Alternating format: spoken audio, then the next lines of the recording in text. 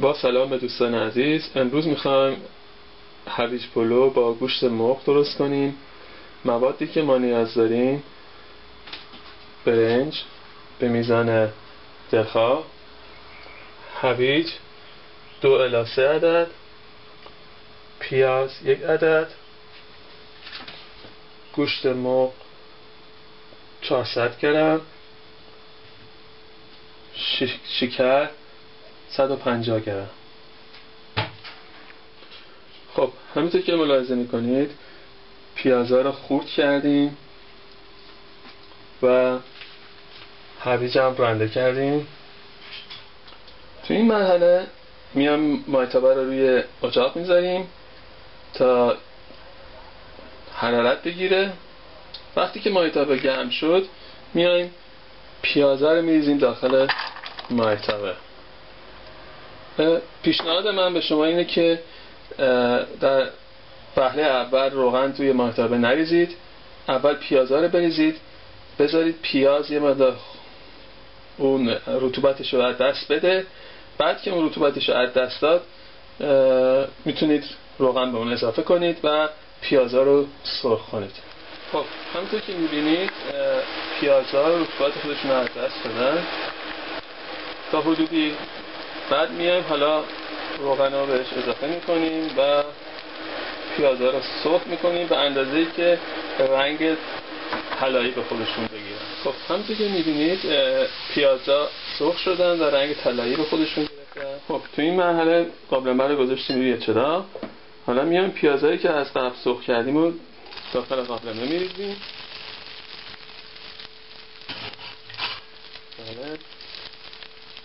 بعد از اون گوشتای مرغ که پخته بودیم و خرد کردیم رو هم داخل قابلمه میریزیم و اونا رو خوب با هم پخش کنیم.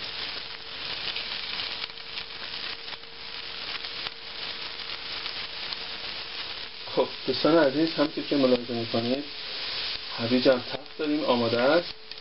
حالا میایم اون گوشتای مرغ خرد شده رو که با پیاز سرخ کرده بودیم، تفت داده بودیم رو میریزیم داخل هویج‌ها.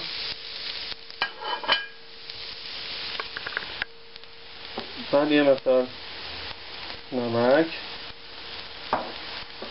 یه مقدار فلفل و یه مقدار زردچوبه بهش اضافه میکنیم و باز دوباره اینا رو همه رو با هم تفت میدیم.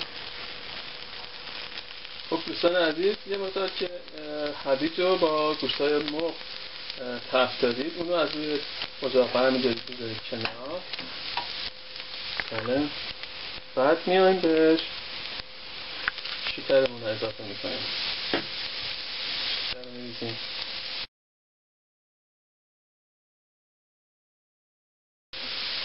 البته من یه مقدار آب لیمو هم بهش اضافه میکنم. بعد اینا رو کاملا با هم مخلوط میکنیم. خب دوستان عزیز، همونطور که ملاحظه میکنید مایه هویج پلو آماده شده. من ریختم توی بشقاب و میذارمش کنار تا بریم سراغ مرحله بعدی. خب دوستان عزیز، همونطور که ملاحظه میکنید برنجمون هم پخته، آبکشش کردیم و حالا میام یه قابلمه روی اجاق میذاریم رو حرارت خیلی کم. بعد میان یه مقدار برنج توی قابلمه میریزیم، یه لایه،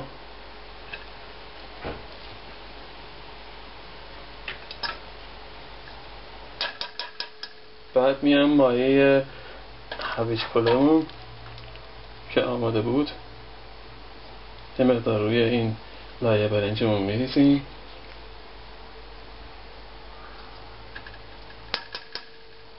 بعد مجددا دوباره یه لایه برنج دیگه میریزیم.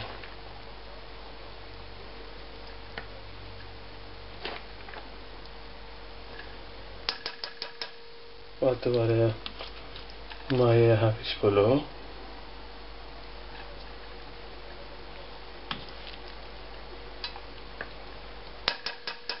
ادامه میدیم تا موادمون تموم بشه. خب دوستان عزیز، همونطور که ملاحظه میکنید من تمام مایه رو توی قابلمه ریختم، برنجو و مایه هویجو و الان آماده است.